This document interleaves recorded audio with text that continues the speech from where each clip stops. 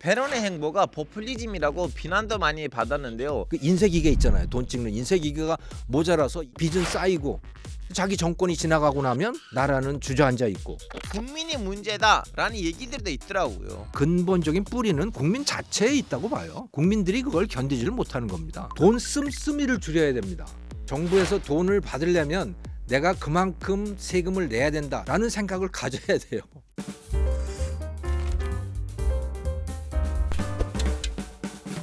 아르헨티나 경제가 왜 몰락했냐 하면 꼭 나오는 이야기가 있어요. 바로 이제 교수님 말씀하셨던 베론 대통령 때문이란 말도 많이 나오긴 한데요. 왜 베론 때문인지 궁금해요.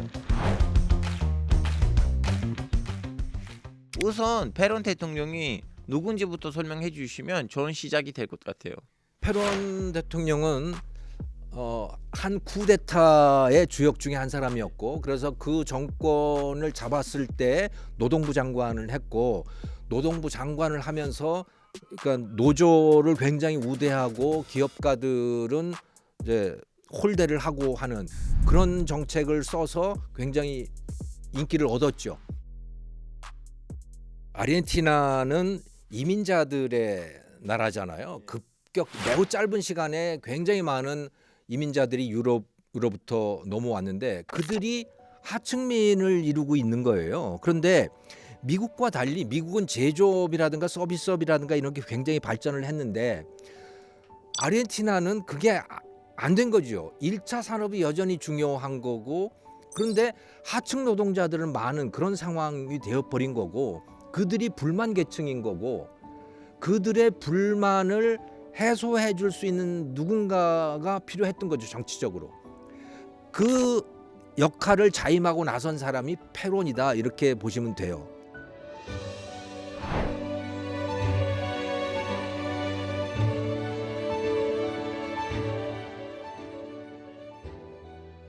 그리고 이 나라는 빈부격차가 굉장히 크죠.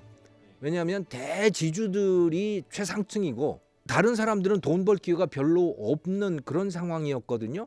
그러니까 그 문제를 페론은 돈을 나눠주는 방식으로 해결을 하려고 했던 겁니다. 대지주들이 돈 버는 것을 억제를 하고 그들이 생산하는 것을 싼 값에 노동자들에게 나누어 주기를 원했던 거죠. 그리고 그 인기에 기반해서 대통령을 했던 사람입니다.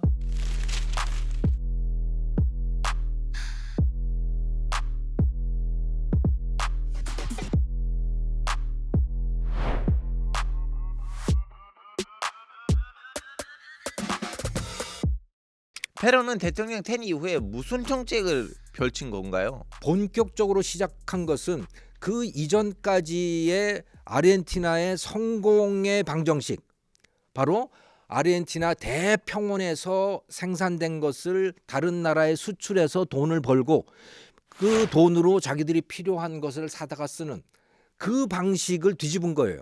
라틴 아메리카 국가들이 수출할 게 그렇게 많지 않아요. 예. 그런데 최고의 수출품이라고 일컬어지던 게 있어요. 그게 종속 이론이라고 하는 겁니다. 종속 이론. 네, 영어로 하면 dependency theory예요. 영어로 하셔도 설명 안 되니까요. 교수님 좀 쉽게 네. 풀어주세요. 그 종속 이론을 만든 사람이 아르헨티나 학자, 브라질 경제학자들이었어요. 네. 그런데 그것의 선구자가 바로 페론이었거든요. 그럼 이 이론이 뭐냐? 후진국들은 선진국하고 자유무역을 하면 망한다는 얘기입니다. 왜냐하면 선진국들이 후진국을 착취하기 때문에 거래를 하면 할수록 망하게 돼 있다라고 하는 거였어요. 교육 조건이 점점 악화된다라고 하는 유식한 이야기를 하는데 웬만하면 선진국하고 거래를 하면 안 돼. 자급자족을 해야 돼. 그런데 후진국은 지금까지 선진국에다가 1차 상품이라든가, 그러니까 농산물이라든가 광물이라든가 이런 거를 수출하고 제조업 제품들을 수입을 해서 살았어. 그것 때문에 망한 거야. 그러면 자기들이 살 길이 뭐냐? 이걸 차단하는 거죠. 종속 이론에서 얘기하는 게 바로 그겁니다. 종속을 끊어내려면 어떻게 해야 되느냐? 선진국에 수출할 거 끊어. 수출하지 마. 예. 그리고 수입하는 것도 하지 마. 그럼 어떻게 해야 되느냐? 자급자족이에요. 그럼 어떻게 해야 되느냐? 지금까지 자기들이 수입 그 수출을 했던 농산물이라든가 또는 광물이라든가 그거를 수출을 하지 않고 내부적으로 다 소비를 하는 거예요. 그리고 외부에서 수입했던 제조업 제품들은 그걸 조달을 하려면 공장을 만들어야 되잖아요. 그래서 공장을 만들자. 그러니까 근데 돈은 없다. 어떻게 해야 되느냐? 그럼 일단 돈을 빌려오자. 돈을 빌려와서 우리가 돈을 벌어서 돈을 갚자라고 하는 그런 방식이 바로 종속 이론이었던 겁니다. 중남미 국가들이 다 그렇게 했어요. 다 그렇게 했고 사실은 1960년대 이후에 식민지 상태에서 독립을 했던 대부분의 신흥 독립국들이 다 그 이론을 받아들였어요. 거기에 따르지 않은 나라가 몇 나라밖에 없었어요. 그게 대한민국이에요. 대한민국, 홍콩, 싱가포르, 대만 이 소위 에이시안 4 타이거스 또는 4 드래곤이라고 불리는 이 네 나라는 아니었어요. 네 나라는 수출 지향형 경제를 추구를 했던 겁니다. 아주 독특한 거죠. 그러니까 신흥 독립국으로서는 아주 이상한 행동을 벌린 거예요. 다른 나라들은 이해가 안 됐죠. 너 망하려고 그러는 거냐? 그런데 어쨌든 간에 이 네 나라는 그런 다른 신흥 독립국들하고는 정반대 정책을 갖던 거고 그리고 성공을 거둔 거죠. 이 네 나라는 다 선진국이 됐어요. 나머지 나라는 다 중진국에도 못 미쳤거나 또는 중진국 정도 갔다가 추락을 했거나 그렇게 됐던 거죠. 그러면 베론이 저번에 경제를 좀 살리는가 했는데 결국 실패했잖아요. 초반에는 당연히 수출할 거를 내수로 돌렸으니까 뭐 물가도 떨어지고 물자가 정말 풍부해진 거예요. 당분간은 그렇게 되는 거죠. 그건 성공한 것처럼 보였던 거예요. 하지만 그게 실패로 가는 중간 단계에 불과했던 것이죠. 종속 이론의 선구자였는데 이 페론이라고 하는 사람이 그래서 어떻게 했느냐? 자, 수출하지 마. 이렇게 된 거죠. 그래서 수출에다가 세금을 매겼습니다.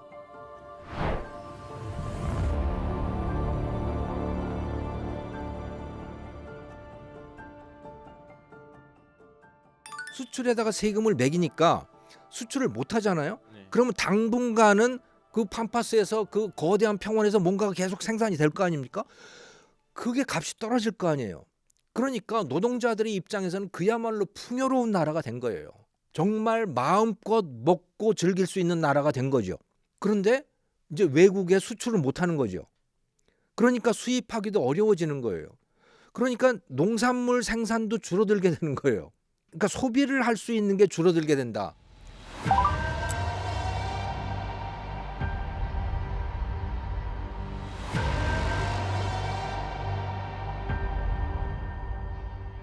자, 그런데 그 공백을 어떻게 해결을 하려고 했느냐? 그런 정부가 재정 지원을 통해서 해결을 하려고 한 겁니다. 중앙은행에서 찍은 돈을 나눠준 거예요, 말하자면. 심지어 어느 정도냐면 그 중앙은행의 윤전기가 모자라서 그 인쇄기계 있잖아요. 돈 찍는 인쇄기계가 모자라서 이탈리아에서 돈을 찍어서 수입할 정도로 그러면 그 화폐 가치가 어떻게 되겠어요? 엉망이 되는 거죠. 그래서 페론도 나중에는 결국 어쩔 수 없어서 야 이게 더 이상은 이렇게 안 되는구나 라고 해서 긴축 정책으로 갔는데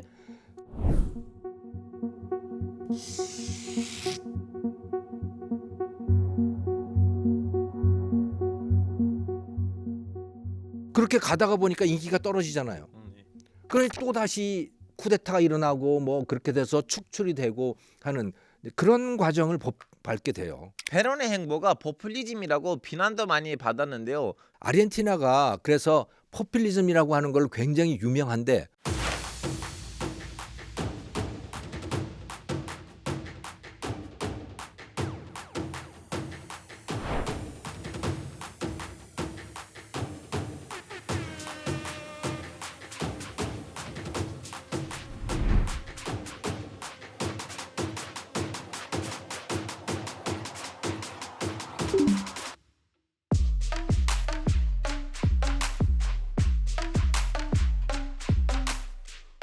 그냥 일단 나눠주고 그 다음에 그 돈을 어떻게 조달할지는 관심 없음.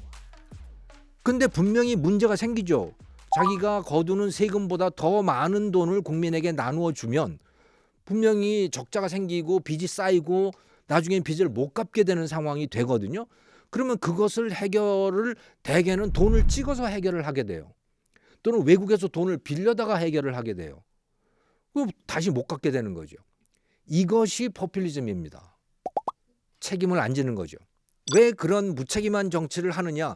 그렇게 하면 당선이 되는 거죠. 단기적으로 지지율이 올라가게 되는 거고, 그래서 당선이 되는 거고, 당선이 돼서 그 인기를 계속 유지하려면 자기가 약속했던 정책을 해야 되는 거고, 그런데 세금을 많이 걷으면 인기가 떨어지니 세금은 안 걷고 외국에서 빌려오는 건 뭐 국민들이 잘 알 바가 없는 거죠. 그래서 빚은 쌓이고 자기 정권이 지나가고 나면 나라는 주저앉아 있고, 그런 과정을 우리는 포퓰리즘이라고 부릅니다.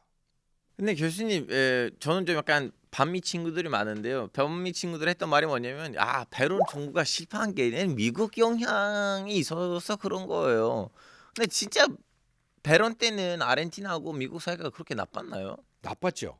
먼로주의라고 해서 네. 이 중남미 전체가 다 자기 영향권 하에 있기를 원했어요.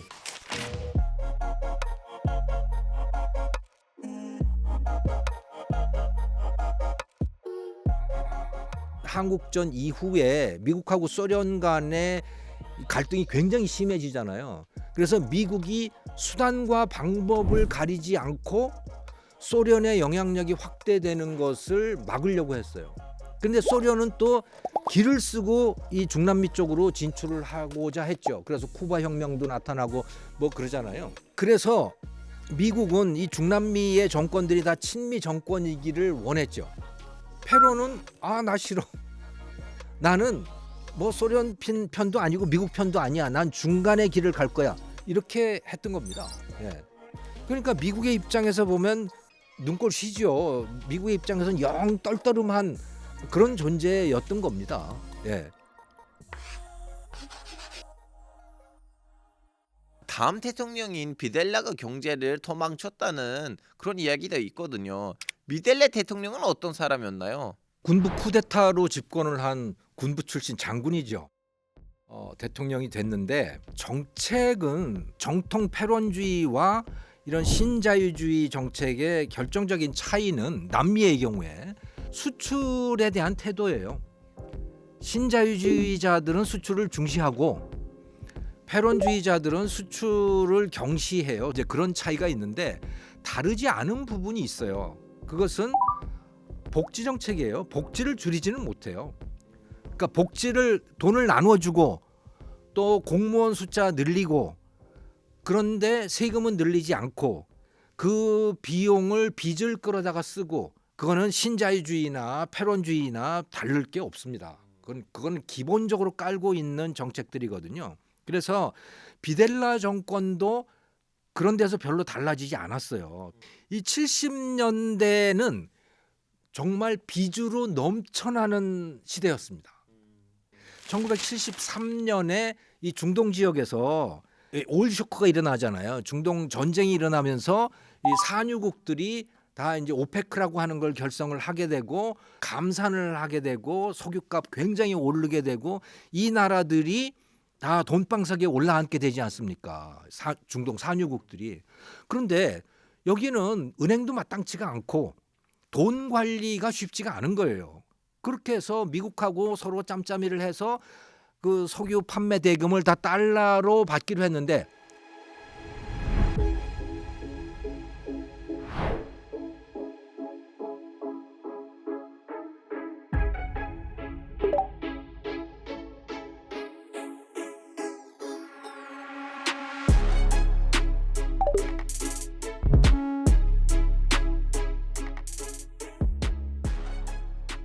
그래서 달러가 생겼단 말이죠. 그럼 그 달러를 다 어디다가 보관을 할 거냐? 미국이 와서 이제 꼬시는 겁니다. 야, 그 돈 우리한테 맡겨. 그 돈 가지고 우리 미국이 발행하는 국채를 사. 미국이 부도 내는 거 봤어? 그러니까 우리 국채를 사면 절대로 안전하고 세상에서 가장 안전한 자산이야 그게. 중동 산유국들 특히 사우디부터 시작해서 그럴듯하잖아요. 그 사실이고. 그래서 미국 국채를 사고 그 돈을 다 미국의 은행들에다가 맡긴 겁니다. 미국의 은행들은 돈이 넘쳐나게 된 거예요. 그 5.1달러라고 하는 게. 그 은행은 돈을 대출을 해줘야 돈을 벌지 않습니까? 그 어디다가 돈을 대출해줘? 그 돈을 가장 적극적으로 쓰겠다고 나선 나라들이 이제 남미 국가들인 거고, 미국 정치의 입장에서 보더라도 어떻게든 남미 국가들을 자기 편으로 끌어들여야 되는 거고, 특히 그때는 냉전의 아주 그 최고조에 달아있던 시절이었기 때문에 어떻게든 소련을 막아야 되는 그런 상황이었던 거고, 그래서 이 미국 은행들의 돈이 남미 국가들의 거의 제로금리 수준으로 많이 이제 돈이 풀리게 됐던 거예요. 그래서 그거는 뭐 아르헨티나뿐만이 아니고 브라질도 그렇고 멕시코도 그렇고 뭐 쫙 돈이 풀려 나갔거든요. 그러니까 전 세계적으로 돈이 굉장히 많이 풀린 시기였습니다. 그 시기가. 그런데 그렇게 되다가 보니까 이제 물가가 오르잖아요. 특히 미국이 물가가 오른 거예요. 이거 이 정도 되면 국민들의 불만이 너무 많아지는 거죠. 이걸 잡기 위해서 금리를 올리는 겁니다. 그러다가 보니까 그 미국 돈을 끌어다가 쓴 중남미 국가들이 이제 큰일이 난 거죠. 금리가 높아지니까. 그래서 멕시코부터 부도가 나기 시작하는 거예요. 모든 중남미 국가들이 다 부도가 나는 거예요. 그게 82년부터 본격적으로 시작이 되는 겁니다. 부도 이펙트. 그렇죠. 네. 그러면서 뭐 남미 이 라틴 아메리카가 완전히 초토화가 되는 거예요. 경제가. 네.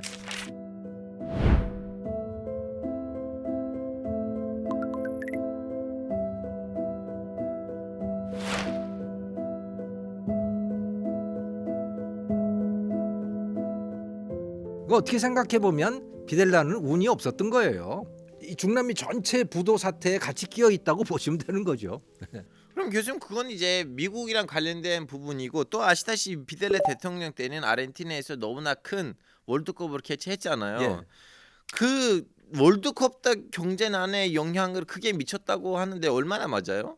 그 월드컵 하는데 돈 엄청 쓰고 월드컵 우승하는데 돈을 많이 쓴 거죠. 군부 정권은 원래 정치적으로 인기가 없습니다. 그냥 뭐 기본적으로 기분이 나쁘잖아요. 그러니까 인기가 없는데 어떻게든 인기를 높여야 되는 거죠. 그렇게 하는데 뭐 축구만 한 게 없는 거고, 축구 우승만 한 게 또 없는 거죠. 뭐 그거는 최고 아니겠어요. 그래서 뭐 매수도 했다 그러고 뭐 정확히 어느 정도까지 사실인지 그거는 알 수가 없지만 그런 소문들이 굉장히 많았고,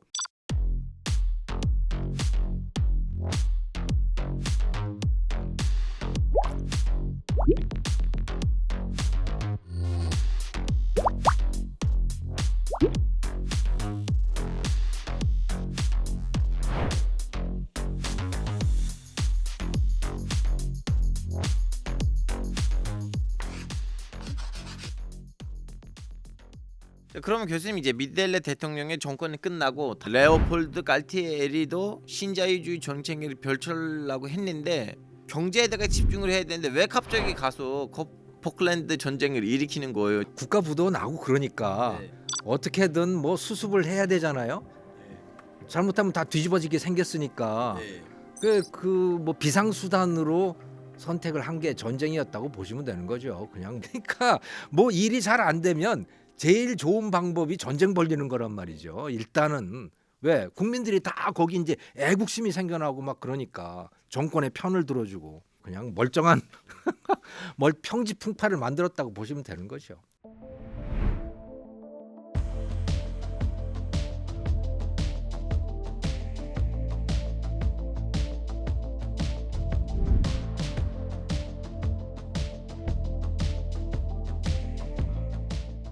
그런데 이 전쟁이 영국의 대처 수상한테는 구세주였어요. 예. 근데 인기가 떨어지다가 예, 막 인기가 떨어지고 있었는데 전쟁을 터뜨려 준 거예요. 그래서 항공모함 끌고 가가지고 제압했잖아요. 그러니까 완전 영웅이 된 거죠. 대처 수상은. 그런데 그 전쟁을 일으킨 장본인 갈티에리 대통령은 이제 정권의 붕괴로 가게 되는 거죠. 네. 요즘 그 다음은 이제 아시다시피 카를로스 메넴 대통령이 이제 정권을 잡았는데 화폐 정책까지도 이제 바뀌었는데 그거 좀 약간 문제가 됐죠. 그렇죠. 메넴이라고 하는 사람이 좌파 노선을 걷는 사람인데 실제로 정책은 신자유주의 쪽으로 갔어요. 네. 이 화폐 정책 면에서도 이제 좀 다른 걸 했거든요. 그게 이제 그 페그제라고 하는 건데 달러에 대한 아르헨티나 페소의 교환 비율을 고정을 시키는 거죠. 환율을 고정을 시키는 겁니다. 그렇게 고정을 시키는 이유는 화폐 가치를 안정을 시키려고 그러는 거거든요. 그냥 내버려 두면 이게 투기꾼들이 들어와서 뭐 이게 환율이 출렁출렁거리기 때문에 그걸 막기 위해서 그렇게 하는 건데 그러면 10중 8구는 그 나라의 통화 가치가 실제 통화 가치보다 굉장히 높아집니다. 자국의 통화 가치가 높아지면요 수출이 어려워져요.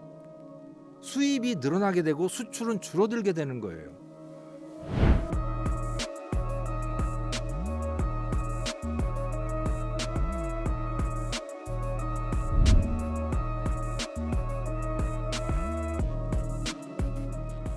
그러면 그만큼 자국으로 들어오는 달러가 줄어들게 돼요.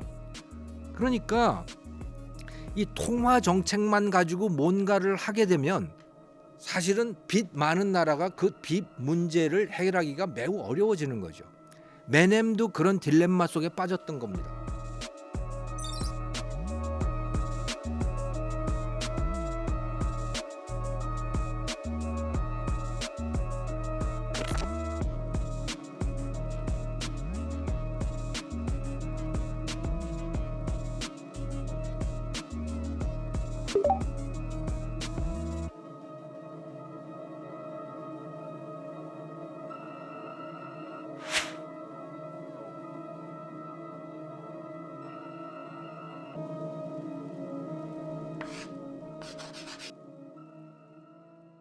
지금은 아르헨티나 경제 정책이 페론처럼 했다가 반대로 했다가 하면서 계속 바뀌었는데요. 아르헨티나 경제가 이렇게 왔다 갔다 하는데 국민이 문제다라는 얘기들도 있더라고요. 그러니까 부도가 난 나라가 제대로 자리를 잡으려면 돈 씀씀이를 줄여야 됩니다. 그러니까 극도의 긴축 정책을 할 수밖에 없어요. 우리나라가 그렇게 했거든요. 1998년 외환 위기 나고 나서 우리는 뭐 금모으기 운동도 하고 그럴 정도로 씀씀이를 줄였어요. 네. 직장에서도 다 사람들 줄이고 뭐 다 그렇게 했잖아요. 그 덕분에 빚을 갚을 수 있었던 거거든요. 그렇게 돈을 모아서. 근데 이 아르헨티나 같은 나라는 뭔가 바꾸기는 하는데 씀씀이를 줄이지는 않아요. 내수 위주에서 수출 위주로 가고 또 수출 규제 정책에서 자유화 정책으로 가고 이런 것들을 하는데 국민들에게 직접적으로 영향이 가는 긴축 정책은 안 하는 거죠. 그러니까 돈을 모으지를 못해요. 그래서 갚을 수도 없는 거예요. 그럼 교수님 왜 아르헨티나의 그동안의 지도자들이 긴축 정책으로 안 가나요? 긴축을 하면 지금까지 편히 살던 사람들이 일을 해야 되고 힘든 일을 해야 되고 지금까지 공짜 돈을 받던 사람들이 그 돈을 못 받게 되고 그러면 힘들고 배고프고 어쩌면 죽는 사람이 생길 수도 있는 거고 그렇잖아요. 그러니까 긴축이라고 하는 건 굉장히 고통스럽거든요. 국민들이 그걸 못 견디기 때문에 뭐 그 시위도 늘어나고 그러거든요. 그러면 당연히 정권을 유지하기 위해서는 국민들한테 다시 베풀어 줘야 되는 거죠.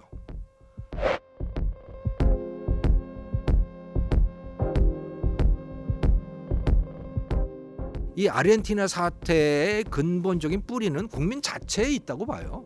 국민들이 그걸 견디지를 못하는 겁니다. 중동에서 이런 말이 있어요. 등산할 때 올라갈 때 나오지 않는 땀이 내려갈 때 눈물로 빠진다. 맞습니다. 정확한 표현입니다.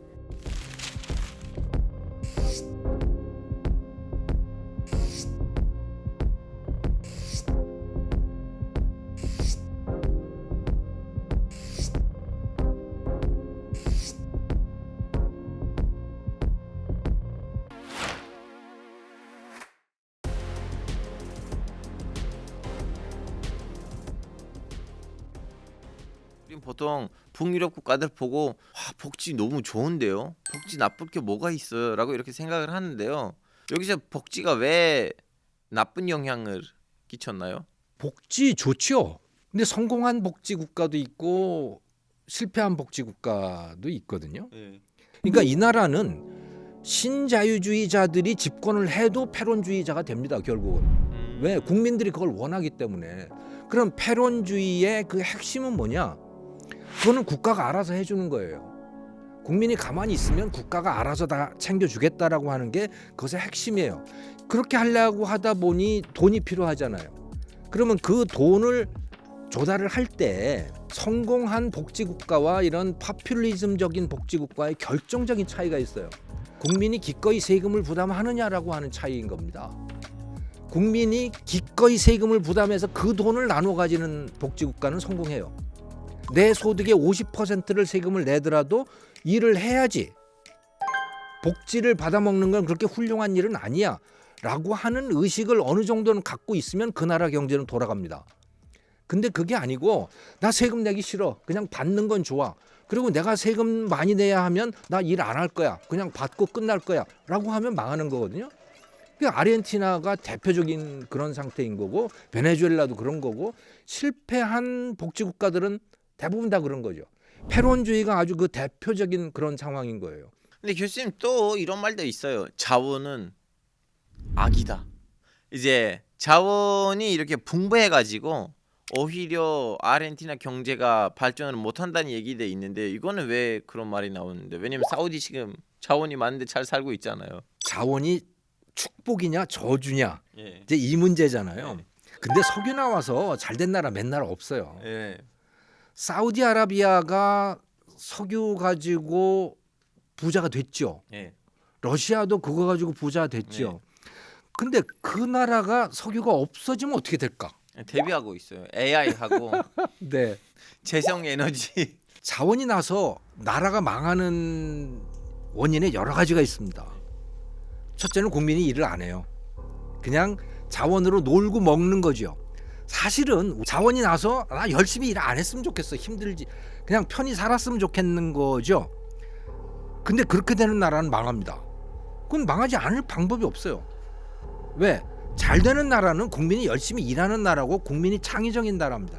자, 그다음에 또 다른 하나는 더 최악인 것은 그 자원을 차지하기 위해서 무력 충돌이 일어나는 나라예요. 예, 앙골라 석유가 많죠. 뭐 베네수엘라도 사실은 그런 것이고요. 러시아도 그렇다고 보시면 돼요. 사실은 러시아 전쟁하고 있는 거 다 이게 석유 가지고 전쟁을 하고 있는 거예요. 네. 현대 사회에 있어서 이 석유 가지고 성공한 나라는 노르웨이밖에는 사실은 저는 없다고 봐요. 노르웨이는 석유가 났다고 해서 국민이 게을러지지 않았어요. 그걸 가지고 아주 유용한 용도에 쓰는 거죠. 뭐 인프라 투자를 한다든가 교육 투자를 늘린다든가 이런 데에 쓰는 거죠. 그걸 가지고 놀고 먹는 것이 아니란 말이에요. 그런데 대부분의 나라에 있어서는 자원이라고 하는 것은 놀고 먹는 수단이 되는 거고 또 그것을 차지하기 위해서 군사 충돌이 벌어지게 되는 거고 그러면서 나라가 그야말로 지옥으로 떨어지게 되는 거죠. 그래서 많은 경우에 자원은 축복이 아니고 자원은 저주라는 말이 나오는 이유인 겁니다. 아르헨티나도 뭐 그렇게 자원이 썩 축복은 아닌 나라인 거죠.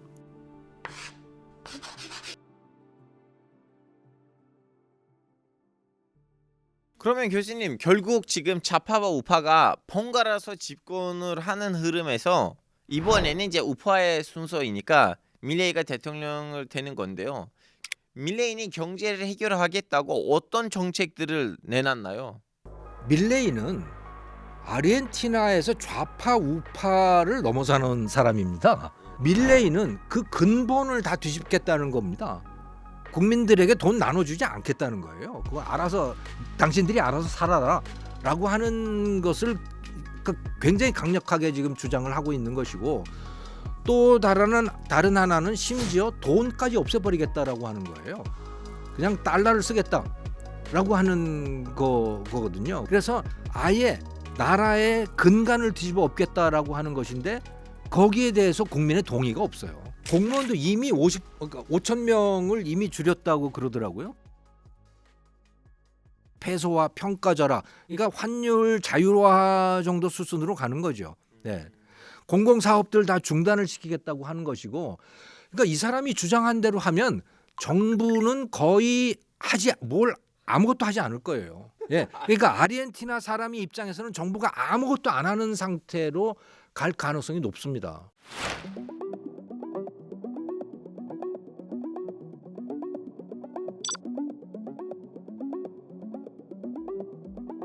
그런데 아르헨티나로서는 그게 혁명인 것이고 거기에다가 하나가 더 추가됐던 것은 돈을 없애겠다는 거죠. 자기네 나라 돈을 없애버리겠다. 왜? 중앙은행이 돈을 찍어내기 시작하면 아르헨티나 국민은 그것을 남발하는 거, 그 유혹을 견딜 수가 없다는 거죠.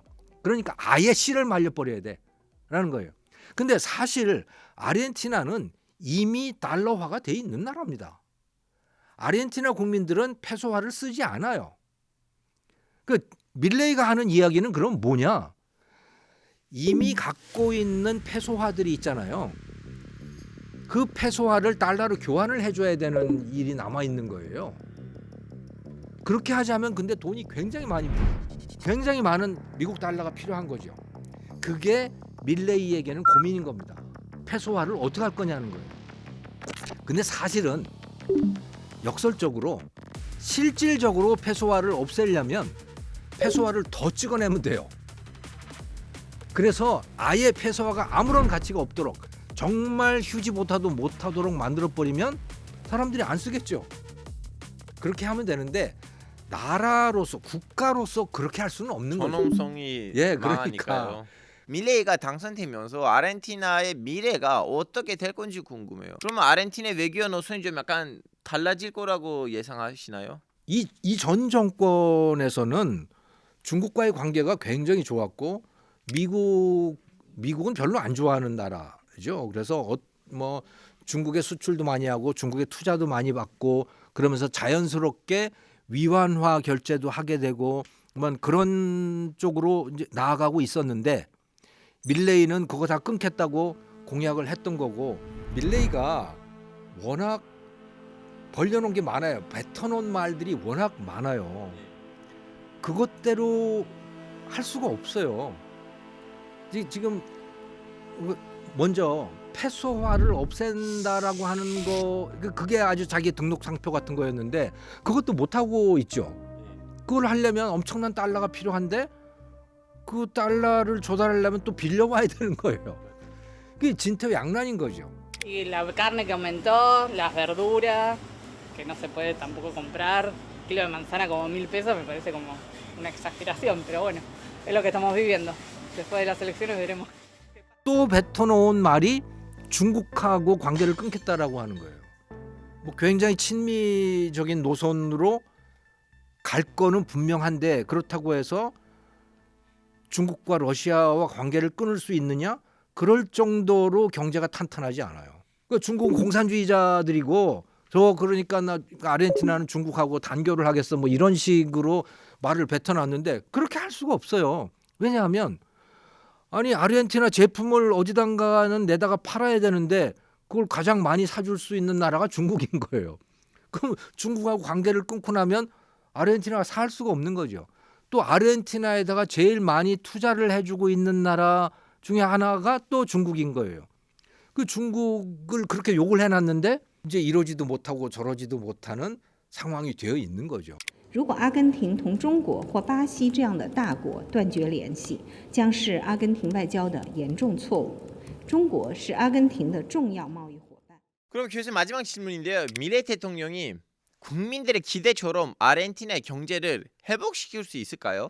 본인이 뱉어놓은 말대로 저는 하지 못할 거다라고 봐요. 그렇지만 그 중간 정도만 하더라도 아르헨티나로서는 정말 파격적인 정책이고 국민들이 견디기 어려울 정도의 고통을 받을 겁니다.